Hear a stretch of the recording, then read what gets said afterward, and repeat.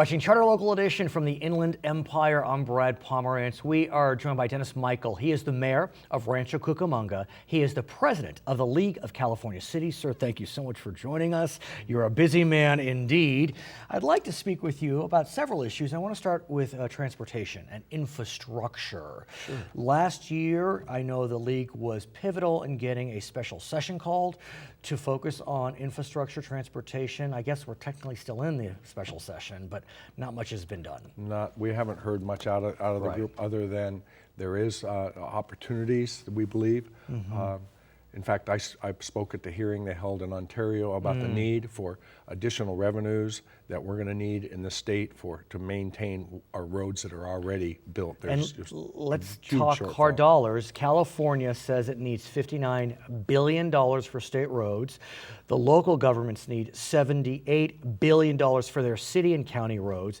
This is a huge need, and yet, without taking a position, the gas tax has not increased since 1994. Correct. And so that is a point of contention. Correct. Is it time to increase the gas tax, even though we do have a fairly high gas tax when compared to our other sister states?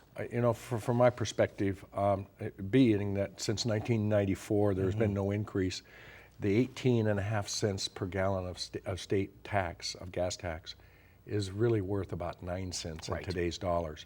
So, and we have less people driving gas-driven vehicles. Well, and the vehicles that are being sold that are fossil fueled are much higher mileage. They're getting 40, 50 miles to the gallon.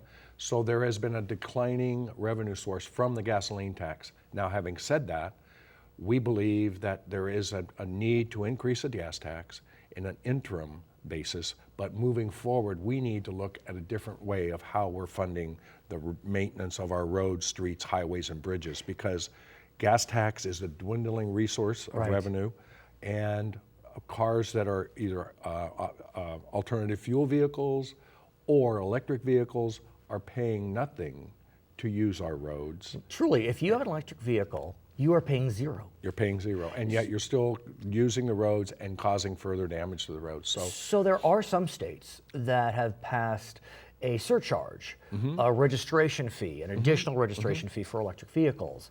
$100 a year, $200 a year, is that something that California should look at? I think they're looking at that. There's another group of people that are looking at our transportation, how we're going to fund it in the future. And I know there's a lot of differences of opinion on a vehicle miles traveled type of a fee, because that looks like Big Brother is looking at you. So let's talk about that, because the mileage fee is something that our state is looking at. There are pilot programs going on. Other states are looking at mileage fees. But like you said, is it Big Brother? Right. And is it? I don't see it that way, because I think there's technology that we have that wouldn't make it appear as though, let's face it, when you put a credit card now in those credit card readers, they know your buying habits and everything else. I mean, it's all collected. And I presume that the odometer doesn't say where you've been; it just says how far you've gone. Exactly. And so, arguably, that could be an argument against Big Brother. The flip side, though, sir, many of your residents presumably live in Rancho and they commute to Los Angeles. Why are they living in Rancho? Wonderful lifestyle, more affordable housing. They would get burned by a program like that. Yes. Because they are traveling further. And so some would say it's regressive. Right.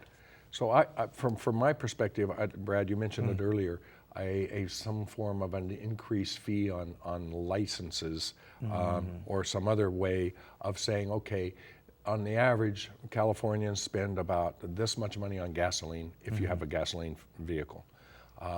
So we can come up with a dollar amount for vehicles that aren't using gasoline as a fee for them to use. So you're a bigger proponent of that element as opposed to mileage? Yes, I think so. What about congestion pricing, tolls, be it carpool lanes or other toll roads? In our county, in San Bernardino County and Riverside County, we are looking very seriously at express lanes Right. Not toll roads, where express lanes are something that if you want to go into Right. them, you can, but you'll pay a little bit of money to go into them. But if you want out of them, you can get out of them. Do you feel as if those lanes should be labeled Lexus lanes and therefore maybe a bit regressive again, or actually not regressive, but more, favoring the wealthy? No, I think because we're looking at reducing the cost to low-income folks. I see. If you Oh, that's carpool, interesting. you pay nothing if you're Right, carpooling. I've seen that, yes. And I do believe that it's a choice. You have a choice. Do you Right. want to stay in more congested areas, or do you want to get someplace a little bit faster? And arguably, if the wealthier folks wind up in the congestion lane paying a toll, that's going to decrease pressure on the regular lane. So Right. it should arguably be a win-win, correct? That's what we look at. And I think the bigger issue that we're struggling with is that, you just said it earlier, $78 billion shortfall in road maintenance, 50-some billion for the state and their highways and bridges.